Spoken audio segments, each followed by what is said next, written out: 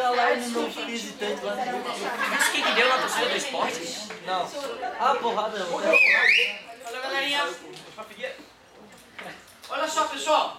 O que faltou fazer? A gente fez a parte importante, que é usar tangente, isolar o nosso xizinho, responder com a unidade. Só que a questão pedia para usar a aproximação raiz de 3, 1,73. X igual, pois não. Não tem como achar a raiz exata de 3? Pois então, cara, tu lembra que existem números que eles, né, por exemplo, raiz de 4 é 2 por quê? Porque 2 vezes 2 é 4.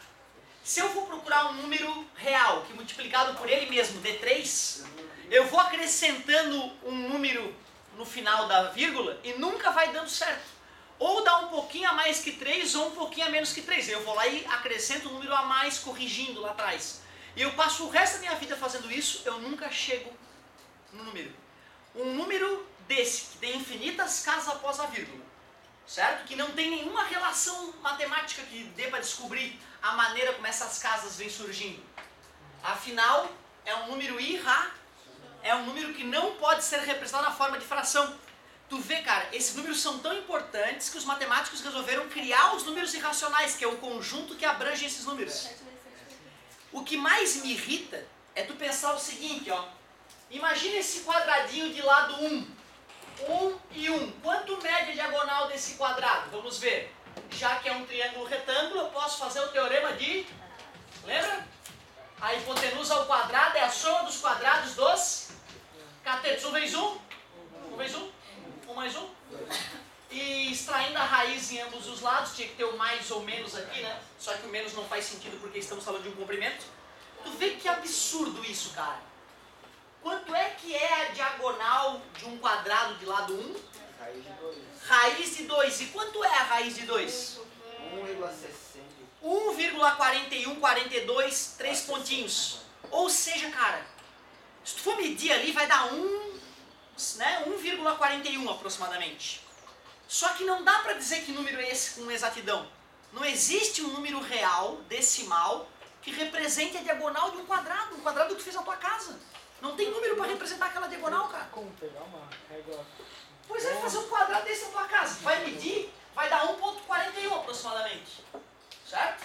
Se tu fizer aqui com 1 metro e 1 metro, vai dar 1,41 metros. Se tu fizer com 1 centímetro e 1 centímetro, 1,41 centímetros. 1 quilômetro e 1 quilômetro, 1,41 quilômetros aproximadamente. Tudo bem? Quando a galera percebeu que os números irracionais, quando a galera começou a falar de número irracional, muitos matemáticos torceram o nariz. Mas tá doido. Número irracional. Me mostra aí na vida onde é que tem número irracional.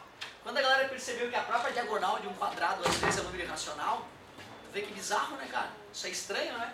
Então, às vezes pensar sobre isso é... Tu vê, a gente começou a falar de número irracional no começo do ano. Sei lá, gastamos 1/4 de aula para falar do número irracional. Mas dá para fazer estudos e mais estudos sobre isso. E tem umas provas, provar que a raiz de 2 é um número irracional, tem umas provas bem bonitas assim, cara, sabe, de início de faculdade de matemática, que vale a pena depois dar uma olhadinha. Mas essa nossa tarefa aqui é bem mais simples, né, galera? É só fazer a continha. Eu vou fazer 173 vezes 75, vê se tu concorda comigo. 15 vai 1, 35, 36 vai 3, 5, 6, 7, 8, 7 vezes 3, 21, vai 2, 49, 51 vai 5, 7 com 5, 12. 5, 7, 9, 2, 1. Opa, era 750. Ah, e tinha 2 casas após a vírgula. Ficamos com 1297,5 menos 620. Como é que subtrai mesmo vírgula? Embaixo de vírgula. Ah, é 20. 60. Qual era a unidade? Metros. Então tá aí, essa é a resposta que ele queria. O que é novo pra gente aqui? É lembrar que tangente é o cateto sobre só. Isso que é novo, o resto tudo é bobagem. Tu vê, né, cara? É claro que eu já conferi na outra aula, entendeu? Mas eu gosto de fazer isso para que o aluno enxergue, ó, é assim que se treina. Eu era ruim em multiplicação, agora não sou mais. 750. 1,73 multiplica, 620 subtrai. Olha lá que beleza, acertei.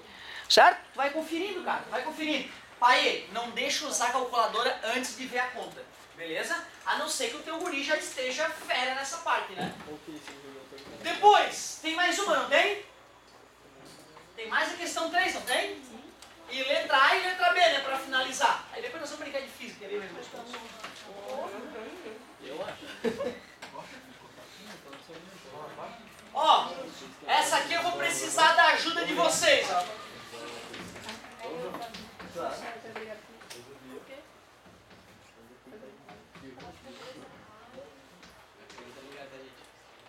O cara foi querido é quando ele colocou Y aqui, ó. Porque ele não pediu o valor do Y, ele falou lá no enunciado, determine o valor de X. E ainda pede para usar raiz de 2 como 1.4 e raiz de 3 como 1.7. Tu vê que dessa vez ele foi menos exigente nas aproximações que ele usou. E aí, como é que eu vou achar o valor de X? Fazer os dois triângulos separados, né? Parabéns, garoto. Primeira dica importante. Cosseno de 30. Cosseno, vamos ver. Deixa eu ver se é isso aí. Cosseno de 30. Cosseno é o cateto adjacente sobre a hipotenusa. Eu não sei o adjacente, né? E tu vê, isso aqui é legal. Se tu chutar uma e não funcionar, tu, que pena, não deu, tu faz a lápis, tu apaga e vou tentar tangente. Não, é tangente, é tangente. Cateto oposto, sobre o...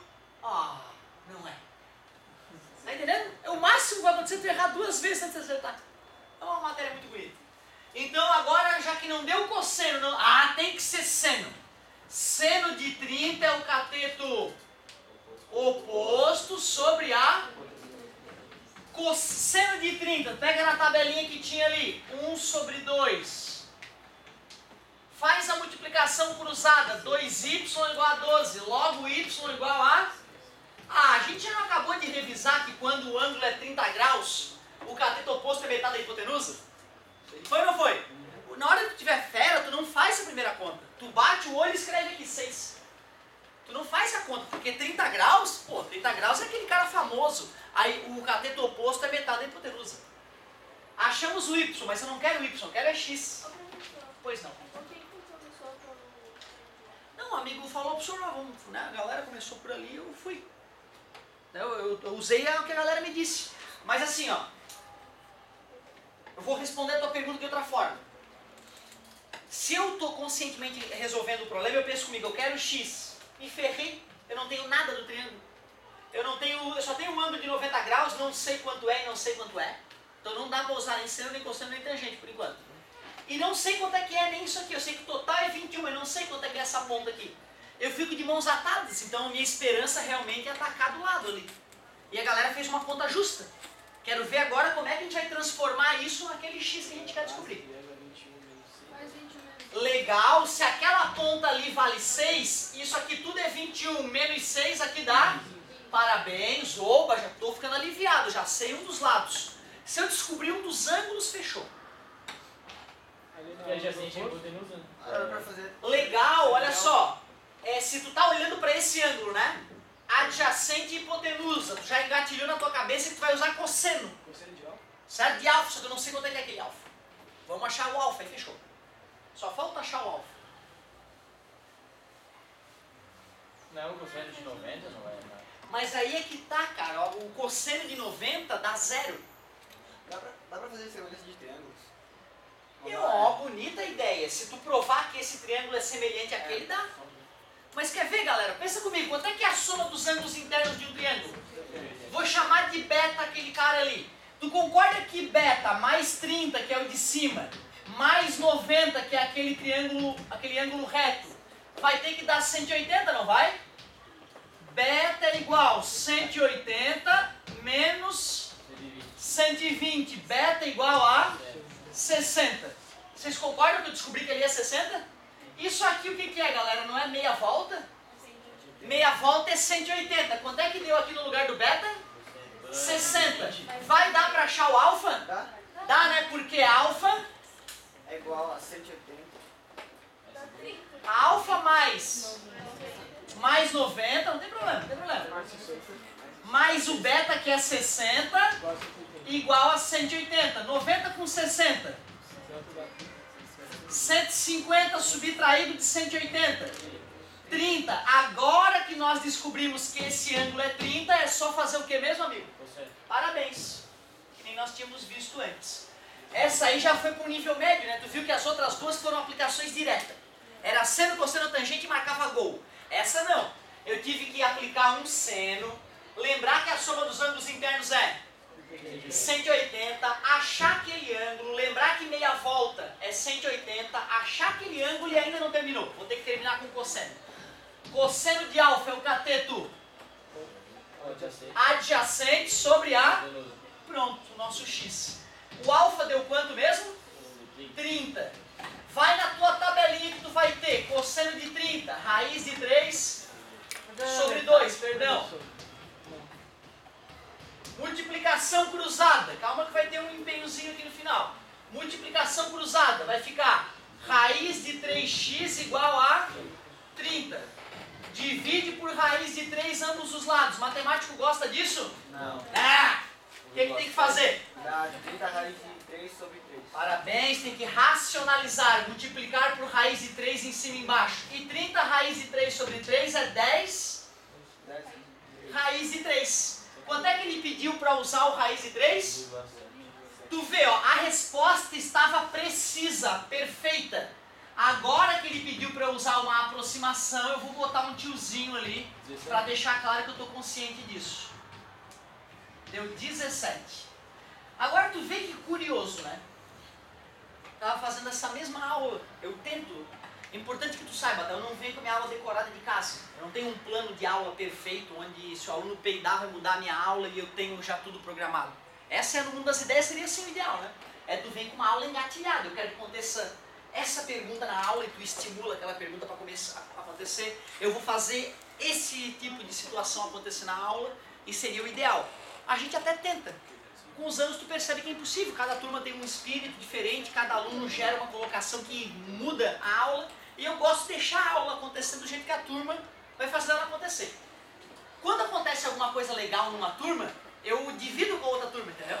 Muitas vezes aconteceram perguntas aqui que eu fui lá e dividi com a outra turma. E aqui acontece o contrário também, depende, né, de uma série de fatores. Uns alunos começaram a me questionar na outra turma o seguinte: professor, peraí. Eu fiz exatamente a conta que tu fez e cheguei até aqui, ó. Substituí no lugar do raiz de 3 1.7 e deu diferente, professor. O meu deu 17,6. Aí eu me fingi de assustado, né? Aquela história. Oh, não, será? Ah, então eu devo ter errado. E fingi que eu estava preocupado. Então vamos pensar. Aí eu pensei com eles o seguinte, ó. Vocês concordam comigo que uma hora eu cheguei nessa aqui, ó, 30 raiz de 3. E eu racionalizei, transformei isso nisso que virou isso, né? Concordam comigo? Essas duas coisas têm que ser iguais, porque o que é racionalizar? É multiplicar pela raiz em cima e embaixo, é multiplicar por 1. O 1 não é o elemento neutro da multiplicação? Então eu falei pra galera, pô, racionalização não é uma aproximação, é uma coisa exata. Então não podia ter dado errado. O que eu fiz? Peguei a calculadora científica e provei que aquelas duas coisas são iguais. O que eu vou fazer na calculadora científica para provar que aquelas duas coisas são iguais? Eu vou pegar o 30, vou pegar a raiz de 3 e vou dividir, ó. Ó quanto é que deu, o 30 dividido pela raiz de 3. E vou pegar o 10 e vou multiplicar pela raiz de 3. A galera de casa não pode me deixar mentir. 1, 2, 3, 4, 5, 6, 7, 8, 9, 10 casas após a vírgula, idêntico. Eu só confirmei que a minha racionalização é verdadeira. Eu fiz essas duas contas na calculadora, galera, ó. E deu igual a resposta, mostrando que a racionalização é verdadeira. Tudo bem para vocês? Quanto é que é aproximadamente a raiz de 3? Porém, meus amigos, quando eu boto 1.7 ali embaixo, as coisas não ficam mais, porque raiz de 3 não é 1.7. Isto é uma do jeito que eu fiz, deu 17. Se o amigo for fazer essa divisão, que já não era a divisão original, com certeza vai dar o 17.6 aproximadamente que os amigos tinham encontrado. Tu vê, né? A aula estava normal, uma aula meia boca. O aluno fez esse comentário, nós gastamos uns 5 minutos lá mostrando que a racionalização é verdadeira. Tentei mostrar para eles onde é que estava o erro, né? Onde é que tinha acontecido um erro. E eles mesmos perceberam que o erro vinha do fato de eu usar a raiz de 3 como 1.7. Cuidado então, aquilo foi uma aproximação. Senhor, se na tua prova o aluno chega a 17.6 e mostra que ele fez dessa maneira e substituiu o 1.7 ali, tu dá errado, não tem por que eu dar errado, né? Certo? Não tem por que eu dar errado. A não ser agora que eu tenha alertado vocês, né, que existe esse caminho mais adequado de primeiro racionalizar para depois substituir. Certo? Muito bem. Outra, eu não sou muito de pedir para ficar usando raiz de 3 igual a 1 e números quebrados, entendeu? Eu prefiro que o aluno chegue aqui, é tão bonitinha a resposta, que delícia. Pra que, né, avançar além daquilo ali? Pra vocês no começo é legal, porque eu não sei quanto, na tua idade, eu não sabia quanto é que era 10 raiz de 3. 17 eu sabia. Ou 17 centímetros, eu já tinha na minha mente. Agora 10 raiz de 3, né? Eu não sei que número é esse. Talvez por isso que nesse começo a gente volta e meia faça essa aproximaçãozinha. Muito bem. E agora a mais bonita, hein? É possível que muitos de vocês escolham a profissão que vai ter que ficar fazendo essa conta para sempre. Ó. Essa letra B. Tem uma profissão que o cara faz essa conta toda hora. Quer ver o sinal? Não, vamos fazer a última para empatar a conta. Olha só a letra B, galerinha. Tem um triângulo retângulo, não é isso? Aliás, ele está virado assim, né? Aqui é dois triângulos retângulos, concordam? Um com 30 graus, outro com... E ele fala que aqui mede 200, né? E pede aquilo ali, né? É isso? Qual é a profissão que o cara faz isso todo dia? Faz todo dia. Ele é pago para fazer isso, não é engenheiro. Engenheiro não faz essas contas boas. Pedreiro também, raramente ele faz essas contas. Padre, dependendo do padre. O padre tem muito tempo para estudar. Os padres eram filósofos originalmente, né? Estudavam muito, podia ser. Mas diariamente, já deve ter visto, esses dias eles estavam descidos nos... Eles andam em grupos, geralmente.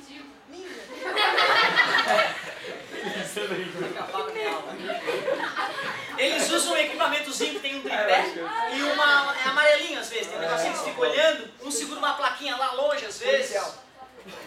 Aqueles caras, eles... Meu Deus, Ó, primeiro, vai fazer um prédio. Primeira coisa que tem que saber. Tem que ter um documento dizendo as dimensões do prédio, né? Vai passar por uma série de órgãos, mais no Brasil, um monte de burocracia para ver se tu vai poder construir teu prédio. Para o teu prédio ter a altura que tu disse que ele vai ter que ter, tu além de saber a altura do prédio construído, tens que saber a altura do chão onde tu vai construir ele, né? Então a primeira coisa que se faz, quero construir um prédio ali, manda alguém medir a altura daquele terreno. A altura em relação ao quê? Em relação ao mar, né? É a nossa referência clássica, né? Certo? Ou em relação a uma rua que já se conhece. E aí tu chama os caras, vem os carinhas com o teodolito fazer a medição, né? Outra, como é que tu vai pedir para o cara medir a altura de uma montanha? Ele vai pegar a trena, vai no topo da montanha, vai esticar até a base da montanha e vai dizer, ó, 138 metros. Concordam que na prática isso é impossível? Eu tenho que medir a altura da montanha sem ir na montanha. Eu pego meu instrumento de medir ângulos, teodolito, meço, vejo a montanha com um ângulo de 30 graus. Marquei a posição. Ando 200 metros para frente. Vejo o topo da montanha agora com 60 graus. Qual é a altura da montanha? Tu vê que legal, né? Sem nunca ter encostado na montanha, tu vai descobrir a altura dela. Só observando ela de dois pontos diferentes. Certo? Então aqueles caras, eles fazem na maioria das vezes é isso. Mede o ângulo com que ele vê um objeto, que ele quer determinar a altura. Se mexe 100 ou 200 metros para frente e mede esse novo ângulo. Só que ele não vai ter que fazer as contas, tá? Ele digita no teodolito, aperta um botão, o teodolito cospe a altura do objeto. Tá beleza? É tudo eletrônico, né? Mas aqui, nesse caso aqui nós vamos ter que fazer na munheca. Pode falar que eu faço a conta para ti. Ah, olha que legal. Gostei da tua ideia. Tu fazer dois triângulos separados ali pode ser bastante útil. A colega da outra turma fez a mesma coisa. Como na outra turma eu fiz por semelhança de triângulo, eu queria fazer só por seno, cosseno e tangente para vocês, para a gente ter duas soluções diferentes. Depois vocês podem curtir no videozinho a outra maneira de solucionar. Mas parabéns pelo que tu falou, tá, garota? Vai dar certo, tá? Vai dar certo. Tu pegar esse triângulo, redesenhar ele aqui, tá? O menorzinho, tá vendo? Redesenhar ele na mesma posição do outro, porque eles vão ser triângulos semi. E fazer por semelhança. Mas, como eu fiz isso na outra turma, eu queria fazer diferente para vocês. Ótimo. Vamos ter que dar nome Y para algum lugar, né? Eu diria que isso aqui é Y. O outro problema é que ele te ajudou com isso. Ele já falou, ó galera, uma ajuda para vocês, Y. Ali ele não fez isso para ti. Então, bacana a ideia da colega. Vamos chamar de Y aquilo que ele não conhecia. Professor, eu posso chamar a hipotenusa de Z, a outra de W? Pode, só que não vai ser necessário nesse caso. Seno, cosseno, tangente. Tangente. Por que tangente, garoto? Parabéns. Porque não tem hipotenusa. Quando a hipotenusa não é usada, senta na tangente. Tangente de 30 igual a cateto oposto. Adjacente. Quanto é esse cateto adjacente? Parabéns, 200 mais Y. A tangente de 30 eu tinha colocado na tabela agora há pouco. Tudo bem? Quantas incógnitas, meus amigos? Duas. X e Y. Dá para resolver com apenas uma equação? Não. Da onde virá a segunda equação?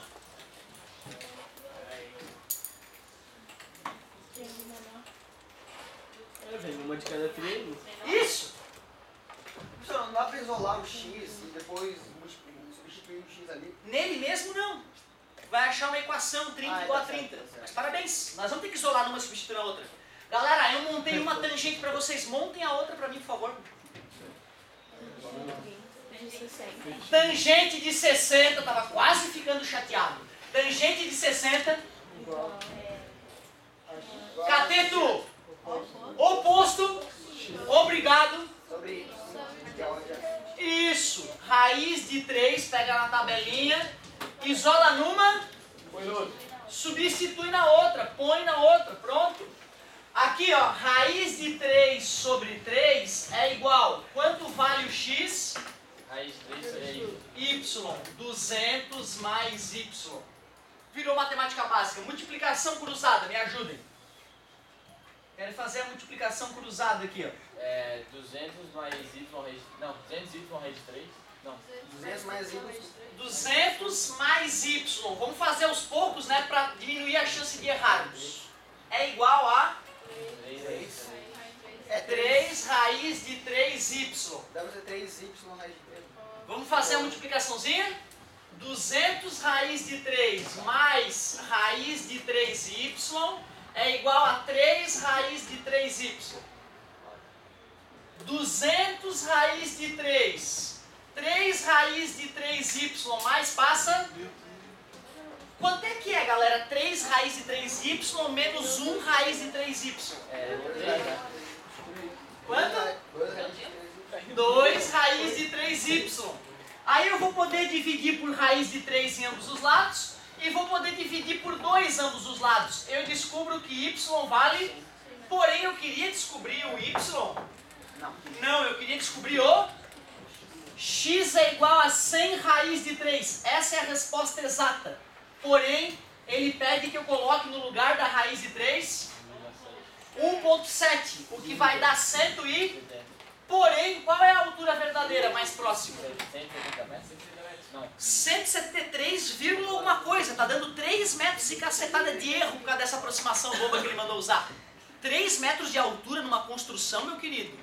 É encrenca. E para calcular o X tem que usar a tangente no caso. Eu tive que usar duas tangentes, né? Tangente no triângulo grande, tangente no triângulo pequeno, e aí foi isolar numa substituindo a outra. O resto foi algebrismo. Duas tangentes foi o que nós usamos. Eu não entendi porque ele botou a raiz de 3. Aqui, né? Tá multiplicando, passa. Raiz de 3 dividido por raiz de 3, 1. Certo? Agora tu vê, com a tua decoreba, tu aceitou melhor do que com o princípio da igualdade, que é simplesmente dividir ambos os lados por raiz de 3. Concorda que se tem uma igualdade, eu divido ambos os lados por raiz de 3, a igualdade continua, né? Mas parabéns pela tua pergunta, garoto. Como é que ele, por exemplo, quando eles vão construir um prédio, como é que eles sabem qual que é a altura que é a certa e quantas lacunas vão ter que botar, essas coisas? Pois é, na verdade é o seguinte, ó. Tem padrões na construção civil já, tá? Um andar são 3 metros de altura entre uma laje e outra, certo? Pode ter um prédio com alguns centímetros a mais, outro a menos, mas é padronizado. Já tá tudo no projetinho bonitinho. O engenheiro confia que os construtores vão manter os padrões que ele determinou no projeto E ele confia também na leitura do cara que fez a... Como é que chama isso? Faz o estudo... É medição, não é? Ele fez a medição da altura do terreno. Disse, olha, esse terreno está 4,5 metros acima do nível do mar. Como o meu prédio, se obedecer o projeto, vai ter 33 metros de altura, eu sei que o topo do meu prédio vai estar 37,5 metros de altura em relação ao nível do mar. Que para essa região da cidade é aceitável, certo? Não, cada região da cidade tem uma certa altura limite, que tem a ver geralmente com o solo, com a geologia do local. Por isso que tem cidades que tu pode ter prédios mais altos, cidades com prédios mais baixos. Isso não é só a grana que a cidade tem, é a geologia que a cidade permite construir. Pode afundar, perfeito, exatamente. Sério, sério. Aí o seguinte, tu imagina, tu fez um puta de um prédio e o cara que fez a fundação do prédio, o cara que fez a primeira medição, ele errou por 2, 3 metros. Aí a tua cobertura ficou 2, 3 metros acima do que podia. Tua cobertura de $1 milhão. Aí tu imagina, tu tem que diminuir justamente a parte mais cara do prédio, né? Porque um cabeça de bagre ele não fez as contas direito. Outra, ele não vai fazer essas contas. Ele não vai fazer uma vez só, né? Ele vai medir duas. Amanhã vamos começar as construções. Eu vou lá dar uma última conferida, tá tudo ok, né? Cada andar que o cara coloca no lugar, vai lá o sujeito em cima daquele andar, tira medidas lá de cima, de um lado e de outro, vê se o prédio está crescendo para um lado ou para o outro para dar tempo de corrigir.